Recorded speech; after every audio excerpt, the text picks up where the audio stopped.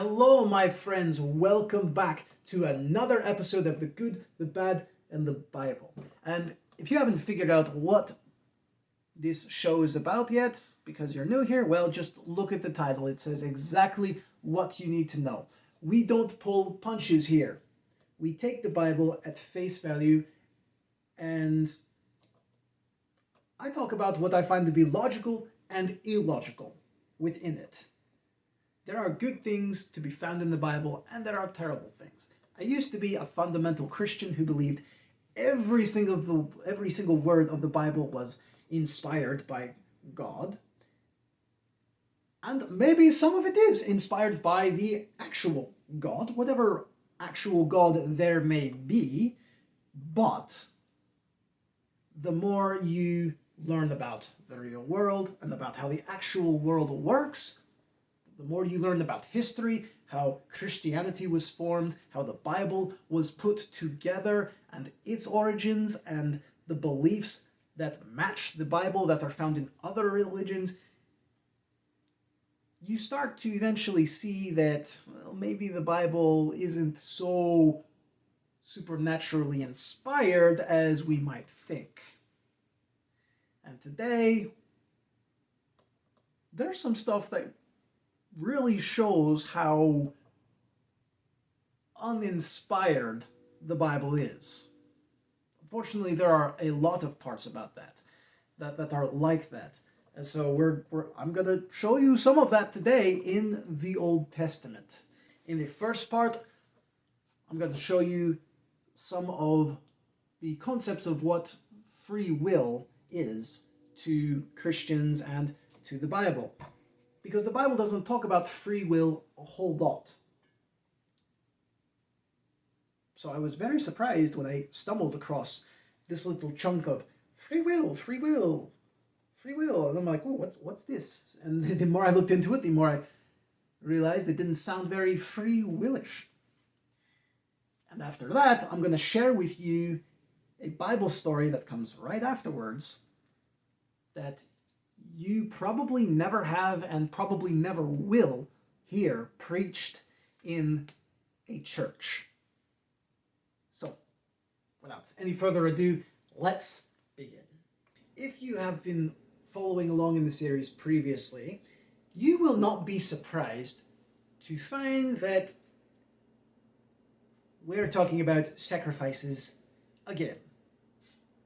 In chapter 23, oh yes, God absolutely loves talking about all the sacrifices he wants you to give to him, providing you are real. But these particular sacrifices that we're going to talk about, we're not going to talk about the sacrifices themselves so much as the type of sacrifices that they are, I guess you could say. Chapter 22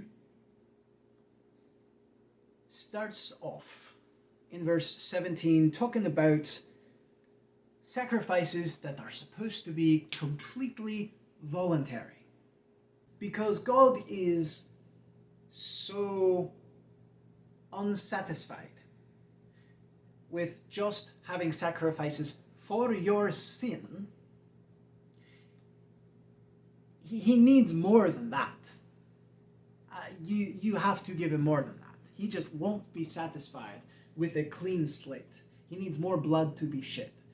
So, and he can't just have any blood from any animal to be shed. It has to be a certain way, a particularly way done. If you're going to volunteer, if you're going to do something out of your own free will for God, you can't do it your own way. You have to do it God's way. If you want to do it at all. It's your free will if you want to. But if you do, you have to do it 100% all his way. No free will in how you're going to do it for you. Let me show you what I mean with these sacrifices. Verse 19. Ye shall offer at your own free will a male without blemish, that means without any problems with it, any kind of sickness or ailments, and it goes into more detail about that. It's got to be of the sheep, or of the goats, or of the oxen.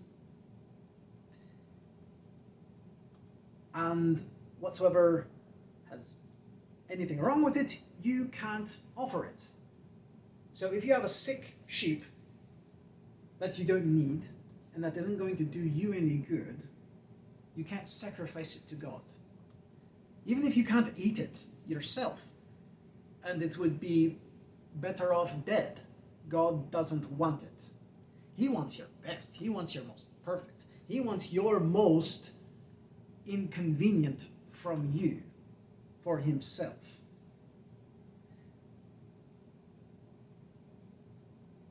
And he says it again, and again, and again. 4 times total, he talks about what to do. Whosoever offereth a sacrifice of peace offerings unto the Lord to accomplish his vow, or a free will offering. In verse 21. And then verse 23. Either a bullock or a lamb that hath anything superfluous or lacking in his parts, any deformities of any kind, even if it's born that way. And then again later on in verse 29, where he says again, when you will offer a sacrifice of thanksgiving unto the Lord, offer it at your own will. My question is, what if they never decide to? Like, is that bad? Like, there's nothing said. As a punishment, what will happen if they don't offer these offerings? Or if they offer these offerings improperly?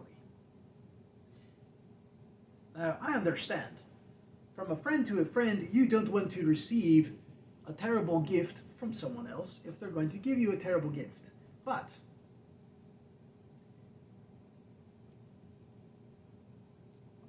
there ought to be some exceptions about the quality of what the person is able to donate. Because there is actually a story in the New Testament where Jesus is telling a parable about a woman and a Pharisee who come to the temple to tithe. The Pharisee gives a whole bunch of money and is, putting on airs and strutting like a peacock about how much money he is donating. And the little old lady who comes in to tithe only donates a little bit, because that is all she has. And so the point that Jesus was trying to make in that parable was not so much what the gift is, but rather the nature and intent and willingness of the gift. Of course, Christians will try and pull that into this, but Jesus never was constantly telling people to give him money.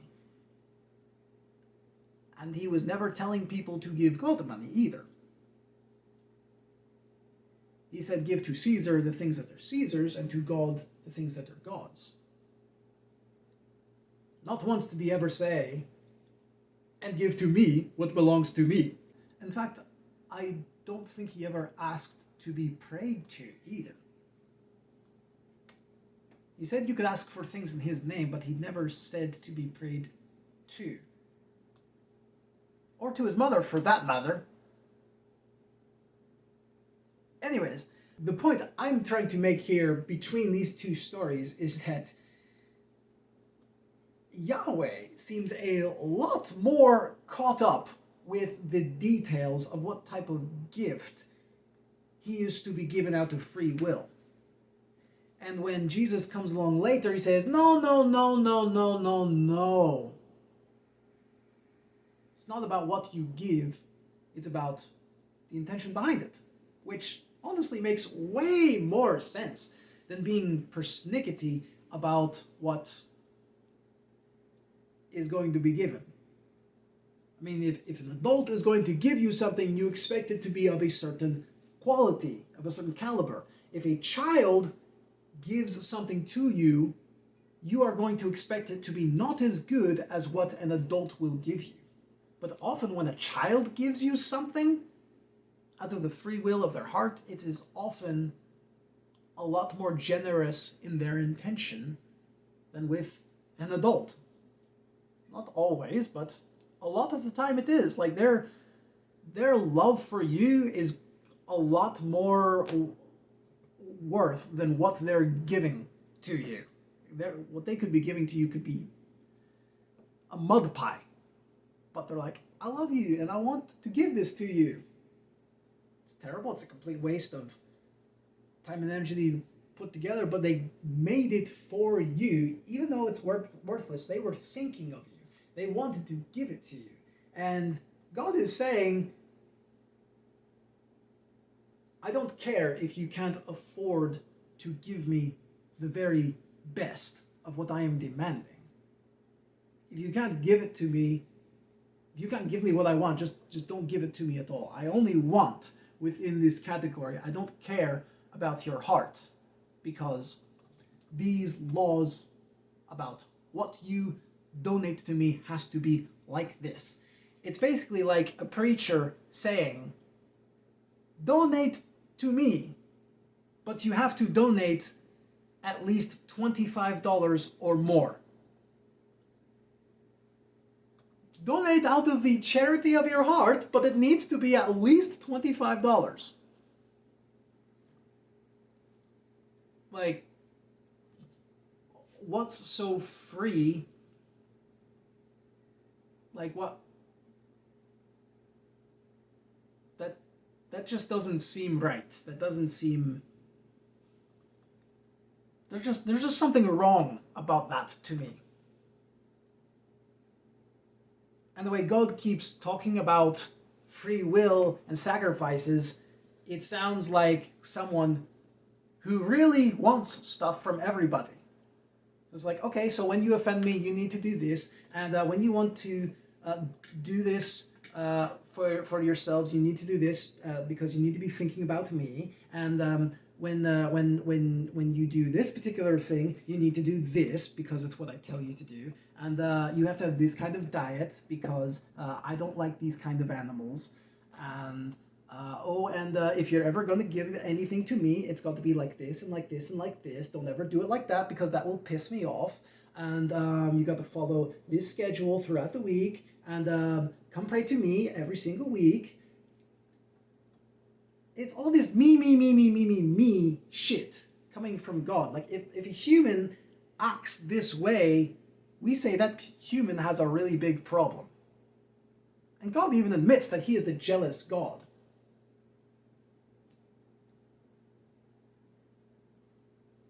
That's a problem if it's coming from a human. If a human is this jealous, that is a problem. Why is it okay when God becomes ridiculously jealous and ridiculously demanding?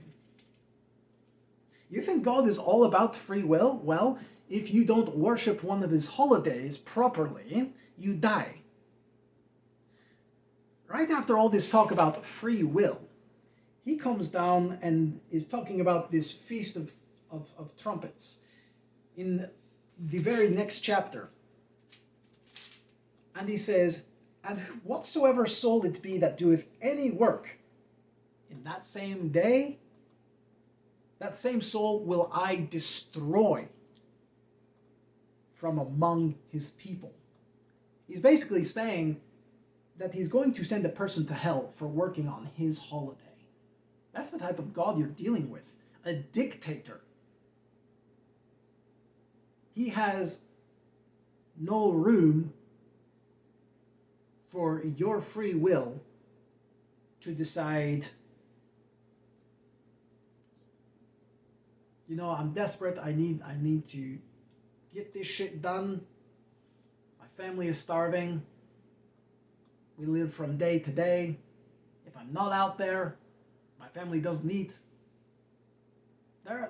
Not everyone is going to be doing well equally in a country. Everyone knows that. You can't expect everyone to be able to comply or to want to comply, much less to comply all the time.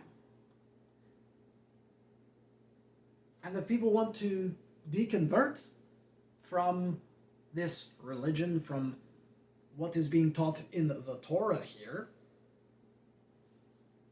there's no, okay, that's fine, you're free to believe whatever you want. No. Fuck your soul. You go to hell. Even if you're doing everything else right, but you decide to work on this one day, God's going to destroy your soul. That's pretty harsh. That's really harsh. That's very much like a dictatorship. Like some power-hungry dictator who says, if you don't celebrate the holiday I have made for me and my lineage after me, you're going to get lined up and shot. But now let's move on to that story that you never hear preached in services. Or very rarely, if ever. Now let me read it to you and let's see what you might find to be an issue with this story. Chapter 24 begins in verse 10. And the son of an Israelitish woman, whose father was an Egyptian, went out among the children of Israel. And this son of the Israelitish woman and the man of Israel strove together. That means they argued to some degree of what we do not know, but they argued in the camp. And the Israelitish woman's son blasphemed the name of the Lord and cursed. And they brought him unto Moses, and they put him in the ward, that the mind of the Lord might be showed them. And the Lord spake unto Moses, saying, Bring forth him that hath cursed without the camp, and let all that heard him lay their hands upon his head, and let all the congregation stone him.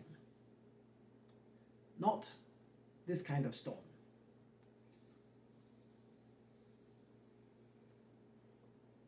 And thou shalt speak unto the children of Israel, saying, Whosoever curseth his God shall bear his sin. And he that blasphemeth the name of the Lord, he shall surely be put to death. And all the congregation shall certainly stone him, as well the stranger as he that is born in the land, when he blasphemeth the name of the Lord, shall be put to death.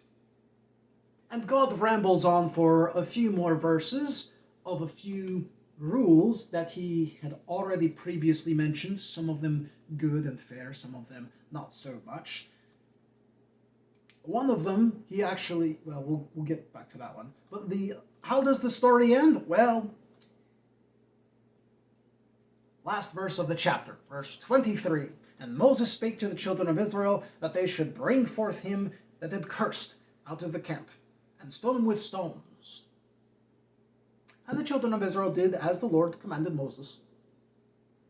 So, what exactly is occurring here?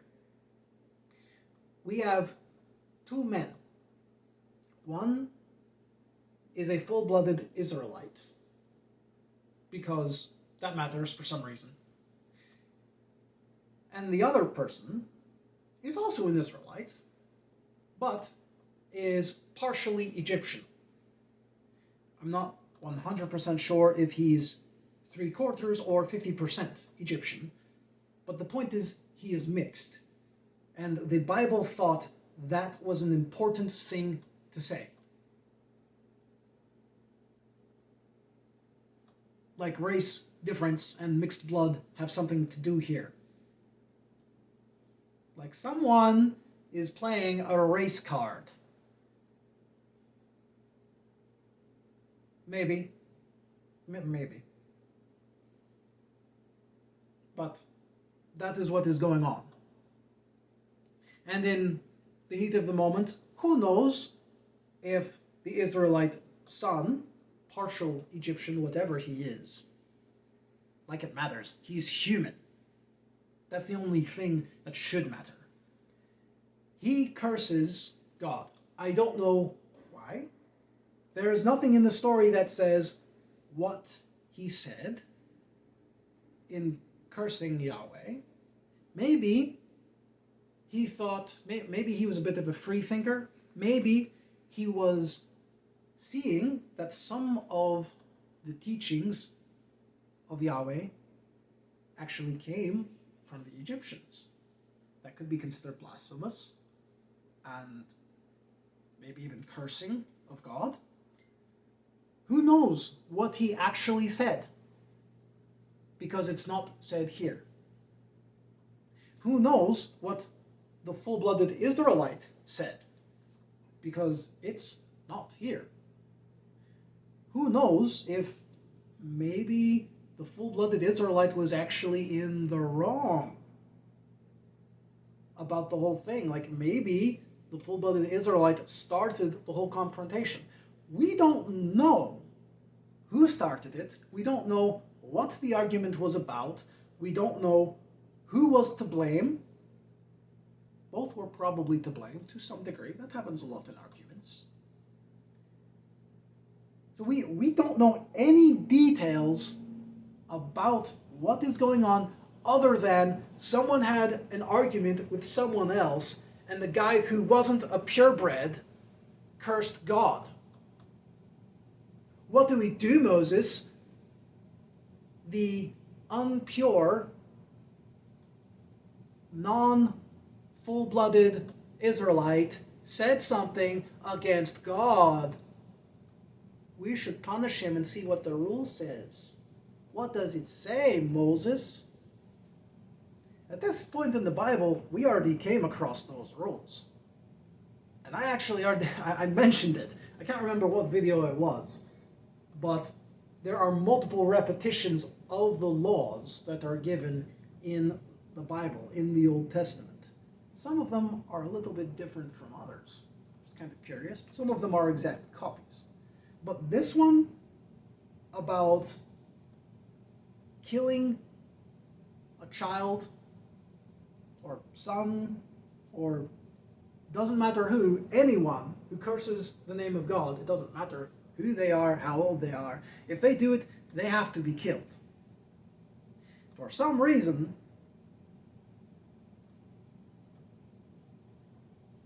cursing the name of Yahweh to him is equivalent to murdering another human being. He says so right afterwards. Right after he says, whoever curses God, let him be stoned, let him be killed. Right? The very next verse, verse 17, he says, he that killeth any man shall surely be put to death. So, if I were God, and I said, murdering, let's say I was a psychopath who thought I was God, and I said, anyone who uses the name of Rogan and curses it should be murdered, just the same as anyone who murders an innocent person should be murdered. Does that really sound fair? Does that sound logical to you? You realize how many other gods in other religions out there, you can curse their name all day, and it will not be in their nature to destroy your soul. They won't murder you if you don't follow their holidays. A lot of them don't even care about what you sacrifice to them as long as your intention matters. If any human were were to ever put themselves on this kind of pedestal, we would call them a dictator and a terrible person. Someone who really needs to get the wind taken out of their sails. Yahweh sounds no different. Why would anyone want to serve him? Why would anyone not curse him? Yeah, he's got some good ideas. He that killeth any man, or murdereth any man, shall surely be put to death. Okay, returning murder and the violent action with equal action for the sake of justice. That's fine. I'm down with that. That's offensive to humanity to murder someone who doesn't deserve it. And it's an offense to humanity to not carry out that justice. But for a God who cannot come down and kill the person himself who curses his name, a God who's that incapable, doesn't deserve to be listened to, doesn't deserve to be worshipped.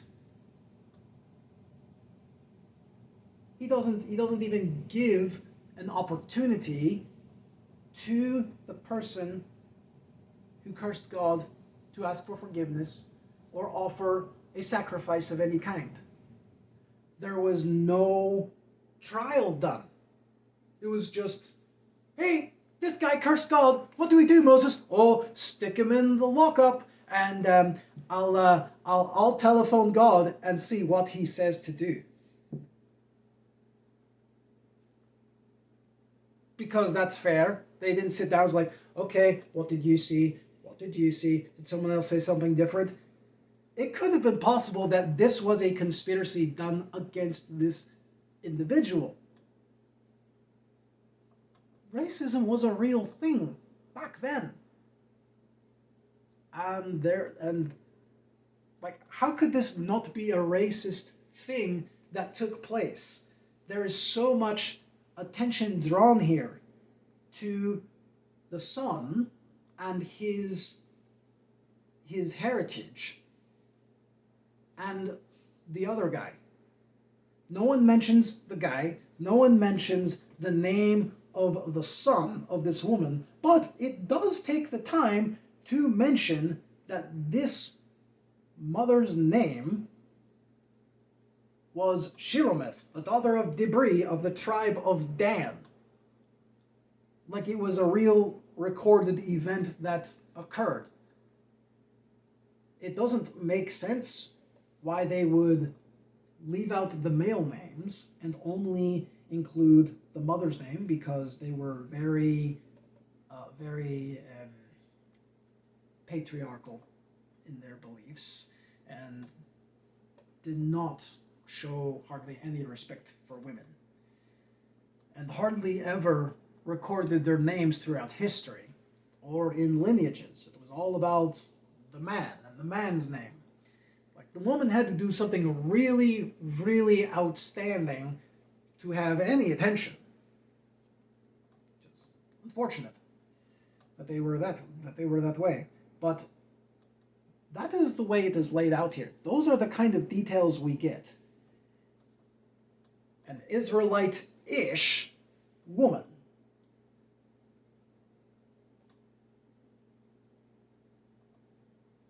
A man of Israel. It's a very distinct difference. Like, it is essential. Like, maybe because this son was not 100% Israelite. He was sinfully weaker than everyone else and cursed God, and we had to kill him. Oh dear. Or, what more than likely occurred, an argument happened. Either individual could have been right. There's a good chance that the 1/3 or 1/4 Egyptian was actually right, And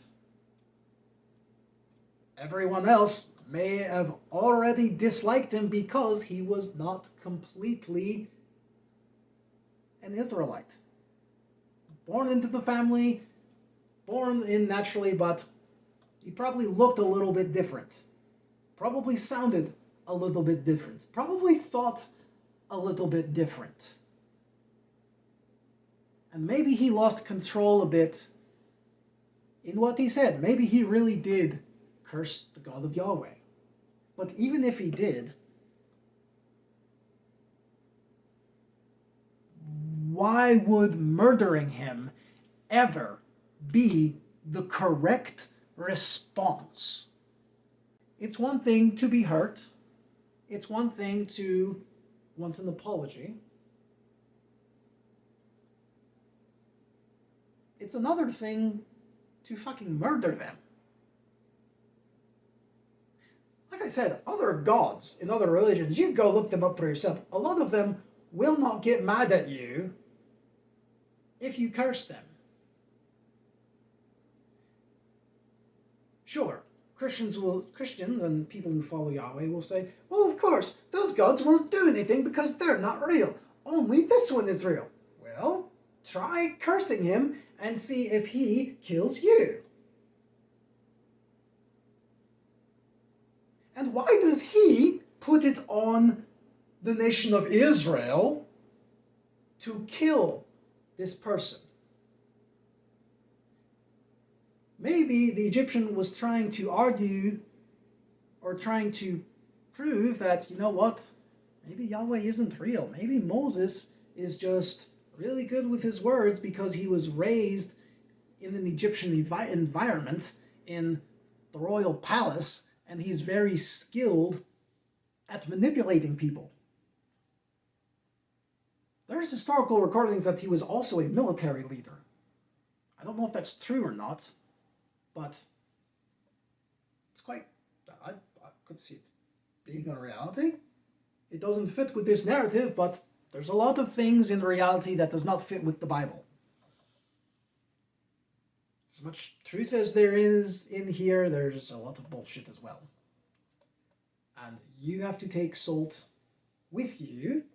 You have to be skeptic about what you read before you just accept and believe it. Much less the entire thing of it, without even knowing it, and without researching it and looking up to see how much of this is actually true, how much of this is actually supposed to be allegorical, and how much of it is supposed to be literal, how much of it is just a guy making up bullshit to control people, how much of it is actually good advice and might be worth following. Because that's the thing about scammers and liars and people who want power. In order to gain control, they have to tell some truth. They have to sprinkle some stuff about the world that is true so that they can lure you in and then tell you why you should do things the way they tell you, and why you should be grateful for them for being in your life, and why you should do this and that, and why you owe them, and why your failures are such a big deal for them. You have to be perfect for them. You have to do everything they say, and if you don't, you're a terrible person. All of a sudden, you're hooked into following this person who you suddenly realize never gave a shit about you and just wanted everything from you. That, well, read the Bible for yourself if you haven't. See how much this Yahweh says, give me, give me, give me, give me, give me, give me, give me, and make sure to do it this particular way. And when you worship me, don't do any work on this particular day, or I'll kill you. Or your soul. Anyways, I'll kill you after you die. I'll murder your soul once you have expired, and then I'll get you.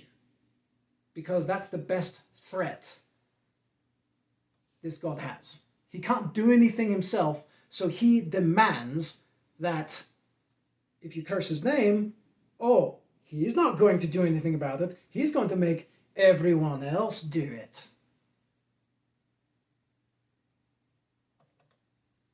Because God's not going to show up and defend his own name. He's going to force everyone else to do it. What happens if someone wants to use their free will and not stone the kid? Do they have to stone him as well? Or her? Whoever's on this kid's side? Why is there no real trial here? Why is there no real discussion about what was said? Why are all the details, except for his heritage, seem to matter? And who his mother was? Almost as if so they could say, oh, by the way, this is his mother was, so we can look up in the documents and see, oh yeah, she actually was married to an Egyptian. Oh, or her father was an Egyptian. So they could link up that, yes, the person we killed was in fact not a complete Israelite. It's okay. He cursed God. We took care of it. He doesn't annoy us with his presence anymore. What? We were following the Bible. We were following God's commandments. We're innocent. We did what God said. So tell me, my friends, what kind of God do you think this Yahweh is? To be so constantly demanding of the types of gifts that is supposed to be given to him, who demands that people be murdered for working on his day or for insulting him, when so many other gods out there really don't care. If you insult Buddha, none of his teachings say to murder that person. In fact, Buddha has a lot of very calming type of philosophies that you might find rather familiar to what Jesus taught.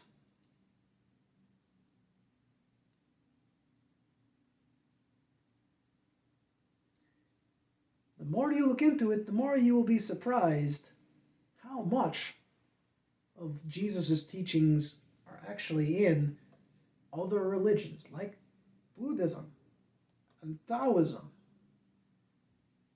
and some even in Confucianism and Hinduism. Look into it for yourself. It's pretty amazing. Even the ancient Egyptians had similar beliefs to Jesus and to a lot of the teachings and concepts within Christianity, from resurrection to virgin births to trinities. It's crazy where Christianity has gotten all these aspects. Some good, some not so good. A lot of the not so good coming from Yahweh he just doesn't strike me as a very kind and loving and generous and understanding type of person like Jesus portrays himself to be. I feel like they're not really connected, or, well,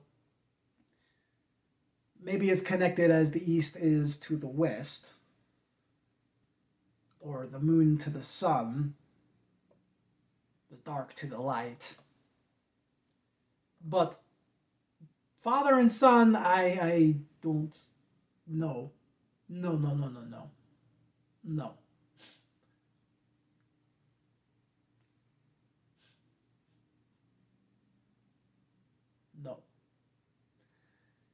Jesus got his teachings from somewhere completely different other than his dad, Yahweh.